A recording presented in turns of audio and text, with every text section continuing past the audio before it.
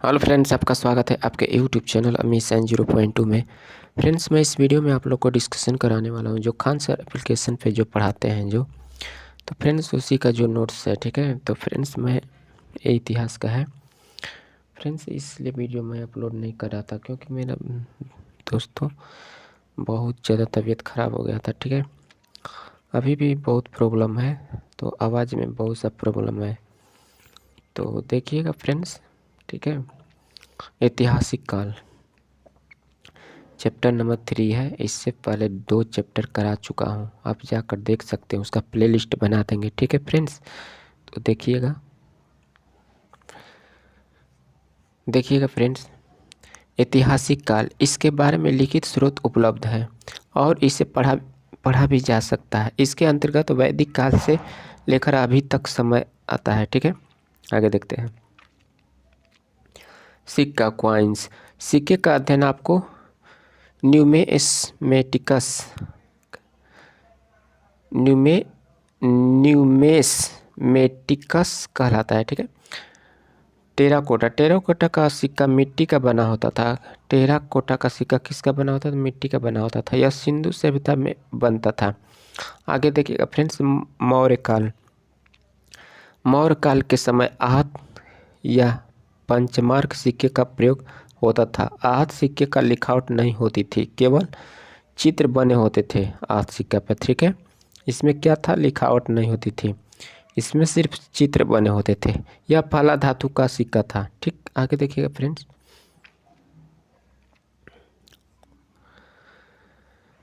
पर्ण चांदी के सिक्के थे जो मौर्य काल में प्रचलित थे। सीसा का सिक्का सातवाहनों ने प्रचलित किया था। सीसा का सिक्का पूछ देगा किसने किया था, तो सातवाहनों ने किया था।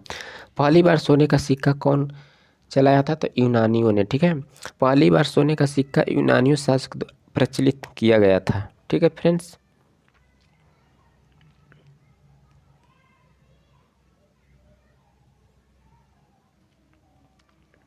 देखिएगा फ्रेंड, शुद्ध सोने का सिक्का कुषाण शासकों द्वारा प्रचलित किया गया था। पूछ देगा शुद्ध सोना का सिक्का कौन चढ़ा था? कुषाण शासकों द्वारा प्रचलित किया गया था। ठीक है, सर्वाधिक मात्रा में तथा सबसे अधिक अशुद्ध सोने का सिक्का गुप्त काल में मिला है। अशुद्ध जो सोने का सिक्का मिला है, किस में मिला है? तो गुप्त काल में प्रयोग हुआ है इसका। ठीक है, आगे देखिएगा, इस समय का शासक स्कंद गुप्त था।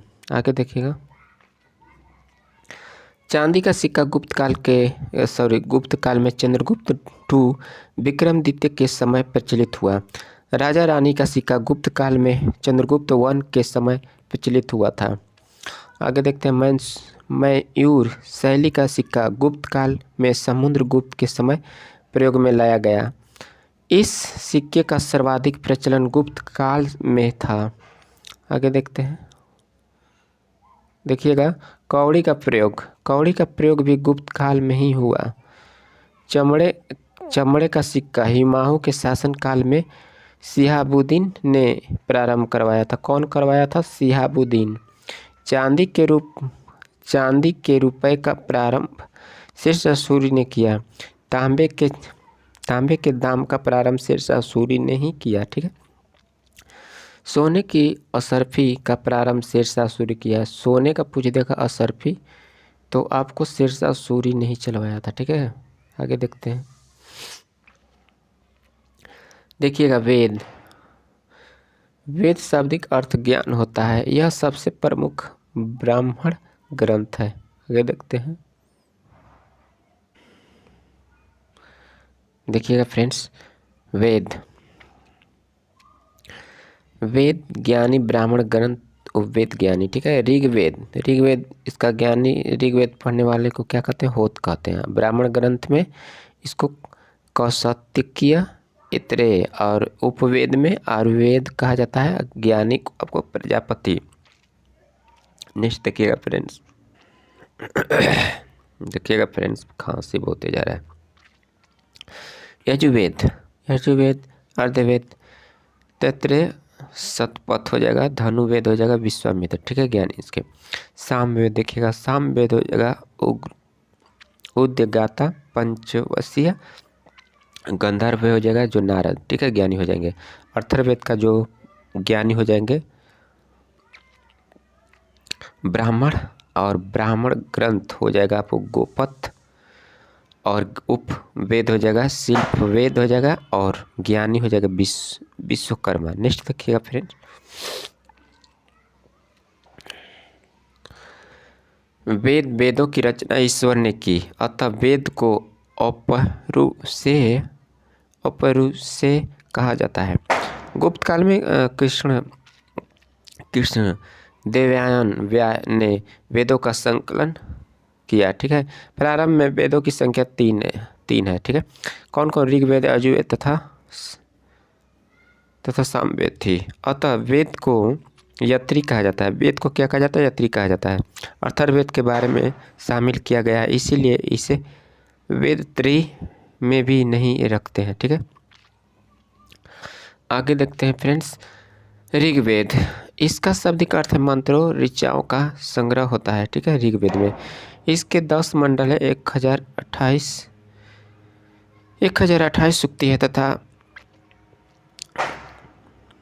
10,580 ऋचाएँ हैं। ठीक है, ऋचाओं का अधिकता के कारण ही इसे ऋग्वेद कहते हैं। ठीक है फ्रेंड्स, आगे देखते हैं, यह सबसे प्राचीन एवं सबसे बड़ा वेद है। ठीक है, इसे गायत्री मंत्र की चर्चा है जो सूर्य की भगवान की समर्पित है, ऋग्वेद को। ठीक है, पहली बार शूद्र का प्रयोग ऋग्वेद में हुआ। ऋग्वेद का पहला तथा 10वां मंडल बाद में लिखा गया है। ठीक है, जबकि सबसे पहले 7वां मंडल लिखा गया है। 9वें मंडल में सोम देवता की चर्चा है, यह जंगल के देवता थे। ऋग्वेद के ज्ञानी को होत कहते हैं। ऋग्वेद को पढ़ने वाले ज्ञानी को क्या कहते हैं? होत कहते हैं। ठीक है फ्रेंड्स, आगे देखते हैं, ऋग्वेद का उपवेद आयुर्वेद है जिसमें चिकित्सा की चर्चा है, इसके ज्ञानी को प्रजापति कहते हैं।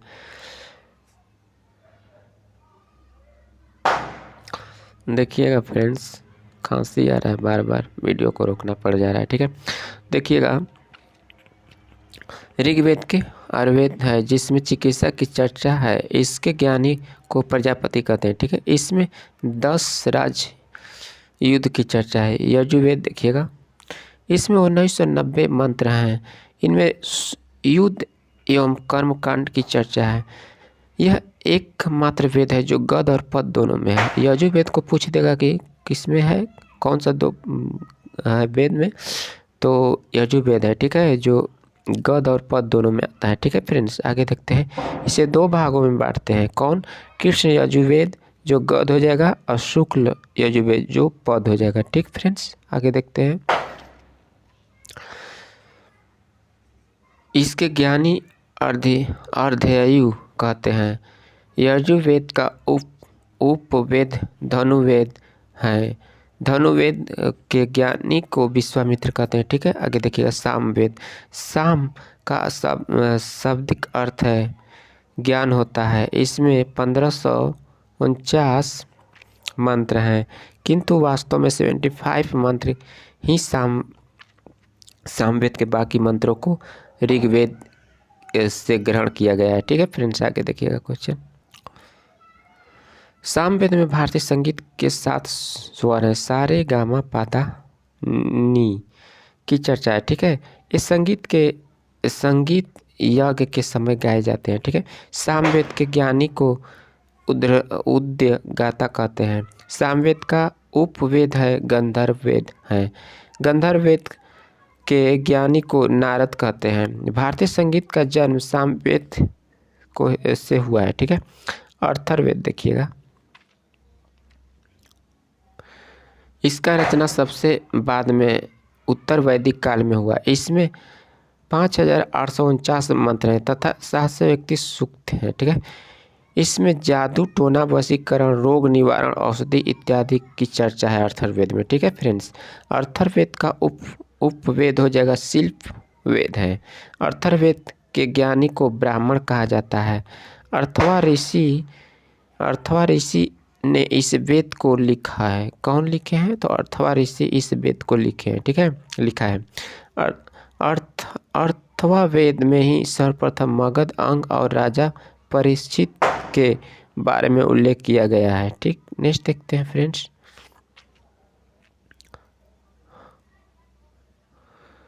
उपवेद, वेदों को अच्छी तरह से समझने के लिए उपवेद की रचना किया गया है। सभी वेदों के अपने अपने उपवेद हैं। आयुर्वेद ऋग्वेद का उपवेद है। धनुर्वेद यजुर्वेद का उपवेद है। गंधर्व वेद सामवेद का उपवेद है। शिल्प वेद अथर्ववेद का उपवेद है। ठीक है, आगे देखिएगा फ्रेंड्स।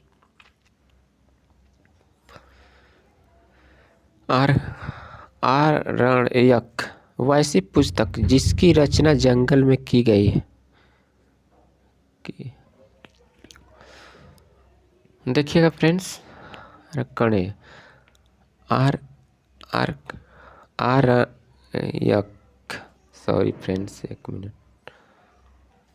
देखिएगा फ्रेंड्स, आरण्यक, ठीक है, वैसी पुस्तक जिसकी रचना जंगल में की गई हो उसे आरण्यक कहा जाता है। ठीक है, इसकी संख्या 7 है। अथर्ववेद को छोड़कर सभी पुस्तक आरण्यक है। वेदांग देखिएगा, वेदों की भांति समझने के लिए वेदांग की रचना की गई है। वेदांग की संख्या 6 है। आगे देखते हैं, देखिएगा वेदांग कितने 6 है। व्याजो निशी कच्छ, वेद से हो जाएगा व्याकरण, ज्योत से ज्योति हो जाएगा, आप नी से आपको हो जाएगा निरुक्त, सी से हो जाएगा शिक्षा, क से हो जाएगा कल्प, छ से हो जाएगा छंद। ठीक है, व्याकरण वेद के मुख है। ठीक है, ज्योतिष जो आपको हो जाएगा खगोल विज्ञान, वेद की आंखें। निरुक्त हो जाएगा आपको निरुक्त शास्त्र, वेदों की कान। ठीक, शिक्षा हो जाएगा आपको शिक्षा का शास्त्र, वेद का मस्तिष्क, उच्चारण, विज्ञान हो जाएगा। ठीक, आगे देखिएगा। कल्प हो जाएगा कल्प शास्त्र, जो कर्म कांड का प्रतिपादन हो जाएगा। छंद हो जाएगा छंद शास्त्र, वेद मंत्रों के सही उच्चारण। व्याकरण की पहली पुस्तक पाणिनि की अष्टाध्यायी थी। ज्योतिष की सबसे बड़ी पुस्तक महाभाष्य है। आगे देखते हैं फ्रेंड्स,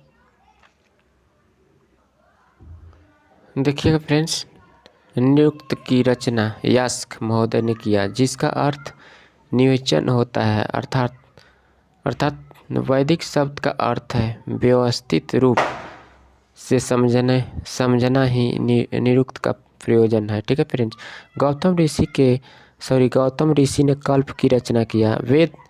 वेदांग पढ़ने वाले को अध्यापक का उपाध्याय कहते हैं। ठीक है, आगे देखिएगा फ्रेंड्स। थोड़ा सर्दी हुआ है फ्रेंड्स बहुत तेज, इसीलिए बोलने में भी दिक्कत हो रहा है। पुराणा देखिएगा, पुराण लिखा हुआ है बट पुराना लिखा गया होगा। ठीक है, इसकी रचना महर्षि लोमहर्ष तथा इसके पुत्र उग्रश्रवा ने किया। इसकी संख्या जो 18 है। पुराण की संख्या पुराण सही लिखा है। पुराण की संख्या कितनी है तो आपको 18 है। ठीक है फ्रेंड्स, आगे देखिएगा। इसमें पांचवा वेद का वेदों का वेद कहते हैं। ठीक है, इसमें पांचवा वेद या वेदों का वेद कहते हैं। ठीक है, इसके प्राचीन राजवंशों की जानकारी मिलती है। इसमें क्या मिलती है? इसमें प्राचीन राजवंशों की जानकारी मिलती है। आगे देखिएगा फ्रेंड्स, स्त्री या क्षुद्र को इसे पढ़ने की अनुमति नहीं थी। स्त्री जो क्षुद्र, इसे पढ़ने की अनुमति नहीं थी, वे इसे सुन सकते थे सिर्फ। ठीक, आगे देखिएगा। विष्णु पुराण इससे मौर्य वंश की जानकारी मिलती है। मत्स्य पुराण इससे सातवाहन वंश की जानकारी मिलती है।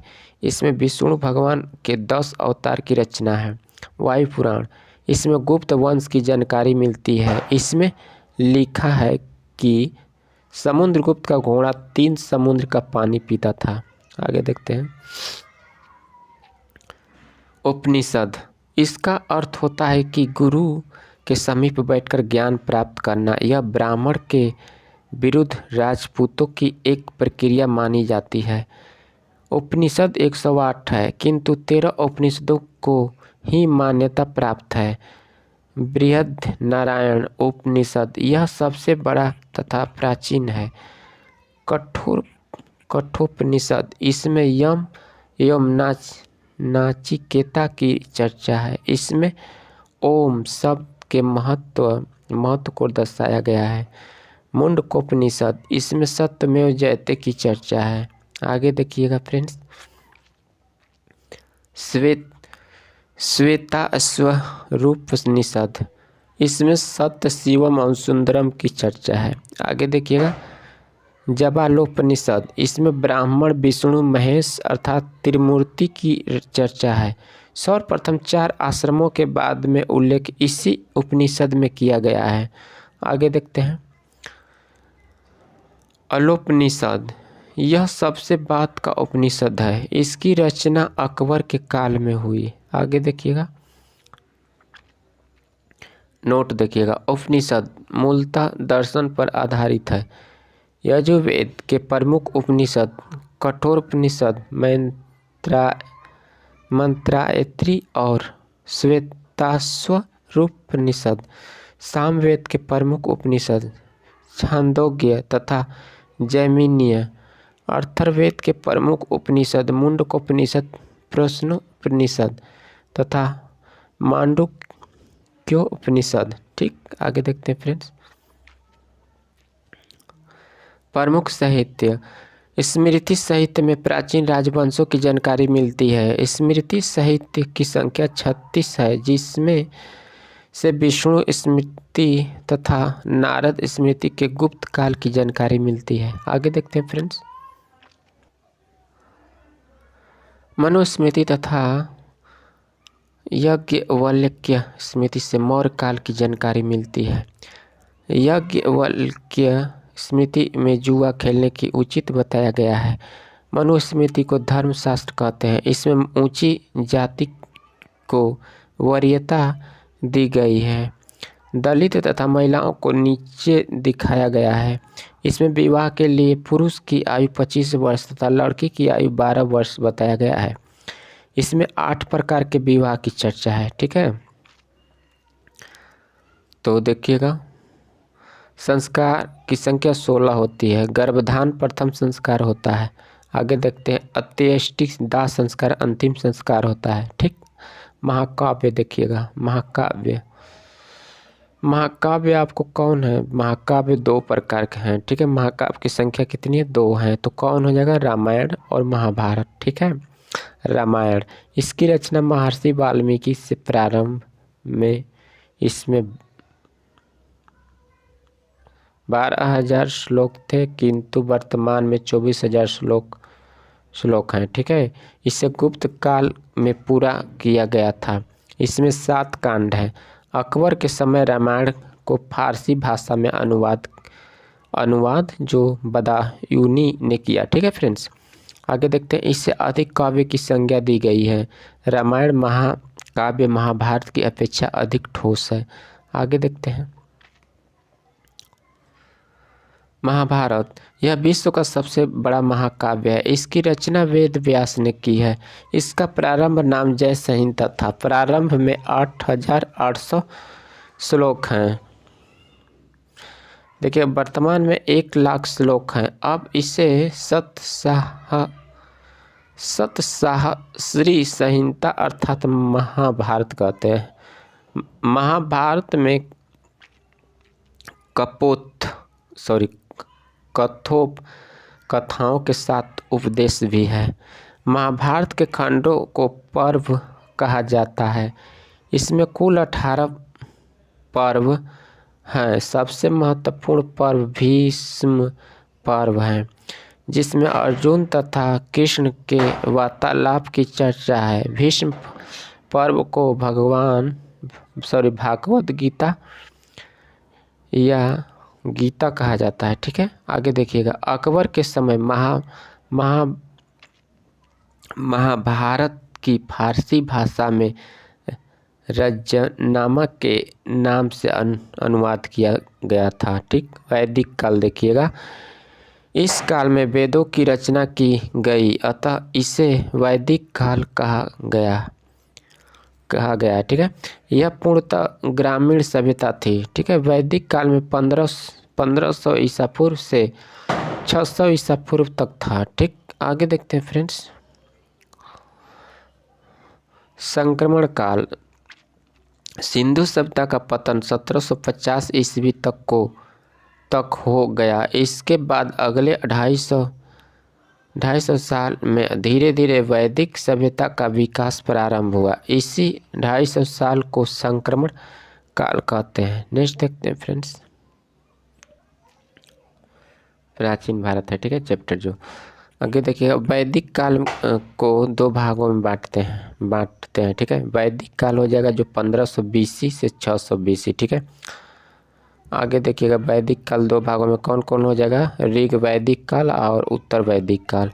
ऋग वैदिक काल आपको 1500 BC से हो जाएगा 1000 BC और उत्तर वैदिक काल 1000 BC से 600 BC हो जाएगा, ठीक है। फिर आगे देखिएगा ऋग वैदिक काल। इस समय जाति का निर्धारण कर्म के आधार पर किया जाता था। किसके आधार पर किया जाता था, कर्म के आधार पर। यह काल 1500 ईसा पूर्व से 1000 ईसा पूर्व तक था। उत्तर वैदिक काल, इसका विकास 1000 से 600 ईसा पूर्व तक हुआ। इस काल में जाति का निर्धारण वंश के आधार पर होने लगा। उत्तर वैदिक काल में लोहे की खोज हुई। भारत में लोहे का प्रचलन पहली बार 1000 ईसा पूर्व में आरंभ माना जाता है। नेक्स्ट देखिएगा, वर्तमान में भारत में लोहे का पहला साक्ष्य अंतिरजी-खेड़ा में देखने को मिलता है। वैदिक समाज का निर्माता आर्य थे। आर्य मध्य एशिया मैक्समुलर से आए थे और भारत में सप्त सैंधव प्रदेश में 7 नदियों का प्रदेश या पंजाब हरियाणा बस गए। आर्यों की भाषा संस्कृत थी जो देवताओं की भाषा थी, जिस कारण आर्य स्वयं को श्रेष्ठ कहते थे। जिन्हें संस्कृत नहीं आती थी अर्थात भारत में मूल निवासी को अनार्य या निम्न कहा जाता था, ठीक है। फ्रेंड्स आगे देखते हैं, दक्षिण भारत का आर्यीकरण अगस्त ऋषि ने किया। उत्तर भारत में आर्यीकरण राजा विदेह के पुरोहित पंडित गौतम राहुगण ने किया, किंतु ये गंगा नदी को पार करके पटना नहीं पहुंच पाए, जिस कारण अथर्ववेद में पाटलिपुत्र को अछूत भी भूमि कही गई है और यहाँ गंगा जल पवित्र नहीं माना गया है, ठीक है। इस समय सबसे प्रिय पशु गाय थी। इस समय सबसे प्रिय पशु क्या थी, गाय थी, जो समृद्धि का संकेत थी। गाय की हत्या करने पर मृत्यु दंड दिया जाता था। आगे देखते हैं, राजा के मुख्य कार्य गाय के लिए युद्ध का कारण गविष्ट था। उस देखिएगा उस समय अर्थव्यवस्था का मुख्य आधार कृषि था। देखिएगा पुरुषणी नदी रावी के तट पर आर्य तथा अनार्य राजाओं के बीच युद्ध हुआ। इस युद्ध में आर्य विजयी हुए। इस युद्ध को 10 राज का युद्ध भी कहते हैं। इसकी चर्चा ऋग्वेद के 7वें मंडल में है। आगे देखिएगा फ्रेंड्स, आर्यों के विजय होने के कारण ही इस क्षेत्र का नाम आर्य पर्वत पड़ा। आर्यों में सबसे महान राजा भरत था, जिसके नाम पर आर्यवर्त का नाम भारत रखा गया। आगे देखते हैं, देखिएगा फ्रेंड्स, वैदिक काल की वर्ण व्यवस्था। गॉड हो जाएगा GOD गॉड हो जाएगा। देखिएगा आपका हो जाएगा जो पूजा जो किया जाता था ब्राह्मण, ठीक है। सेना जो क्षत्रिय, व्यापार जो हो जाएगा वैश्य, अन्य वर्णों की सेवा जो हो जाएगा क्षुद्र, ठीक है। आगे देखते हैं, वैदिक काल में समाज के 4 वर्गों में बांटा गया है। ब्राह्मण ये पूजा पाठ तथा शिक्षा दीक्षा का कार्य करते थे, इनकी संख्या सबसे कम थी। क्षत्रिय ये रक्षा कार्य करते थे अर्थात सैनिक होते थे, इसकी संख्या वैश्य से कम थी।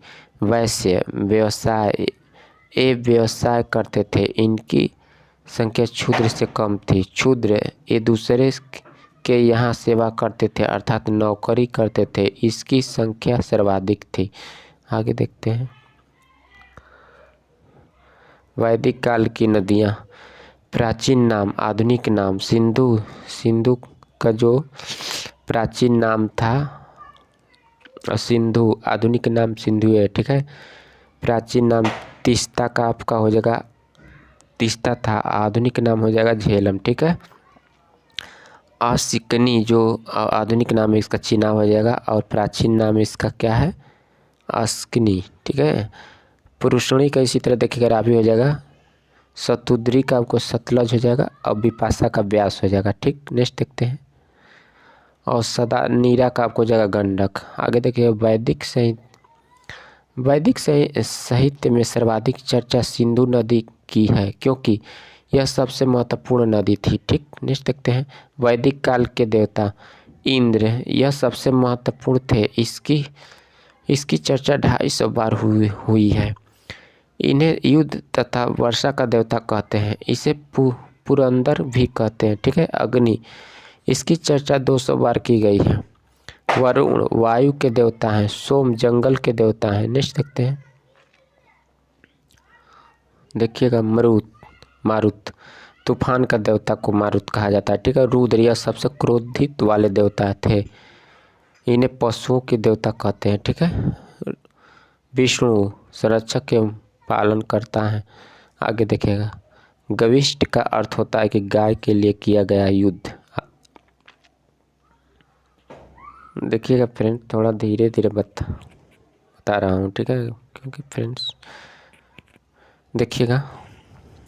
सीता का अर्थ होता है हल से जोती गई जमीन पर पड़ा निशान, ठीक है फ्रेंड्स। वैदिक काल की सामाजिक व्यवस्था। इस समय सबसे बड़ा पद राजा का होता था जिससे जनता चुनती थी। राजा किसी भी निर्णय को लेने से पहले विभिन्न समितियों में बैठकर इसकी चर्चा करता था, ठीक है। वैदिक काल में 3 प्रमुख संगठन थी। सभा यह निम्न साधारण लोगों का गठन था, इसकी चर्चा 8 बार की गई है। समिति देखिएगा, यह उच्च वर्ग के लोगों का गठन था। नेक्स्ट देखते हैं। इसकी चर्चा 9 बार हुई। विद्यत यह सबसे महत्वपूर्ण संगठन था, इसकी चर्चा 122 बार हुई है। नोट देखिएगा। सभा तथा विद्यत में भाग लेने की अनुमति महिलाओं को भी थी। वैदिक समाज की सबसे छोटी इकाई गांव थी जिसके मालिक को ग्रामिक कहते थे। सबसे बड़ी इकाई जन होती थी जिसके मालिक को राजन कहते थे। नेक्स्ट देखते हैं। वैदिक काल में 6 दर्शन दिए गए हैं। कौन कौन है भाई? तो देखिएगा। संख्या दर्शन कपिल, न्याय दर्शन हो जाएगा गौतम, योग दर्शन पतंजलि हो जाएंगे, ठीक है। ये पूछता है बहुत क्वेश्चन, ठीक है फ्रेंड्स। योग पतंजलि का तो बार बार ही पूछता है हर एक एग्जाम में। देखिएगा। वैशेषिक दर्शन कणाद्य हो जाएगा, उत्तर मीमांस हो जाएगा, वाद रायण हो जाएगा, ठीक है। पूर्वी मीमांसा हो जाएगा आपको जैमिनी, ठीक है। नोट देखिए। गौतम बुद्ध से अधिक उपदेश सांख्य दर्शन से लिए गए हैं, ठीक है। आगे देखते हैं। सिंधु सभ्यता तथा वैदिक संस्कृति में अंतर, ठीक है। उत्तर वैदिक काल में लोहे की खोज हो जाने के कारण ऋषि तथा अर्थव्यवस्था में तेजी से परिवर्तन होने लगा और समाज धीरे धीरे ग्रामीण सभ्यता से नगरीय सभ्यता की ओर अग्रसर होने लगा। जन का आकार बढ़कर जनपद हो गया और यह जनपद आगे चलकर महाजनपद का रूप ले लिया। उत्तर वैदिक काल में जब अतिरंजी खेड़ा से लोहे की खोज हुई तो उत्तर वैदिक काल का अर्थव्यवस्था पशुपालन के स्थान पर कृषि आधारित हो गई, ठीक। नेक्स्ट देखिएगा। महाजनपद काल का सिंधु सभ्यता के बाद दूसरी नगरीय सभ्यता थी, ठीक है। भारत में कुल 16 महाजनपद हुए। कितना हुआ फ्रेंड्स? तो 16 महाजनपद हुए थे, ठीक है। जिसकी चर्चा बौद्ध ग्रंथ अंगुत्तर निकाय एवं जैन ग्रंथ भागवती सूत्र में है। 16 महाजनपदों में सबसे समृद्धि तथा सबसे शक्तिशाली महाजनपद मगध था। ठीक है। वैदिक काल में कौर को बलि कहते थे, जबकि देवताओं को खुश करने के लिए पशु बलि दी जाती थी। ठीक है। ठीक है फ्रेंड्स, इस चैप्टर में जो चैप्टर था 3 नंबर, इसमें इतना ही क्वेश्चन था। तो नेक्स्ट चैप्टर में आपको फ्रेंड्स बताएंगे जो चैप्टर नंबर 4, ठीक है, जो आपको जैन धर्म से। ठीक है फ्रेंड्स, तो वीडियो अच्छा लगा होगा तो इसे ज़रूर लाइक कीजिएगा। चैनल पर नए होंगे तो चैनल को भी सब्सक्राइब कर लीजिएगा। ठीक है फ्रेंड्स, अब डेली आप लोग को वीडियो मिलेगा। ठीक है, क्योंकि मेरा फ्रेंड्स बहुत ज़्यादा तबीयत ख़राब हो गया था, तो इसीलिए मैं वीडियो नहीं आप लोग को दे रहा था। और जो 8 बजे का भी जो MCQ 60 MCQ चलता है वो भी अब डेली चलेगा। ठीक है फ्रेंड्स, तो नेक्स्ट वीडियो में फिर मिलते हैं, तब तक के लिए धन्यवाद।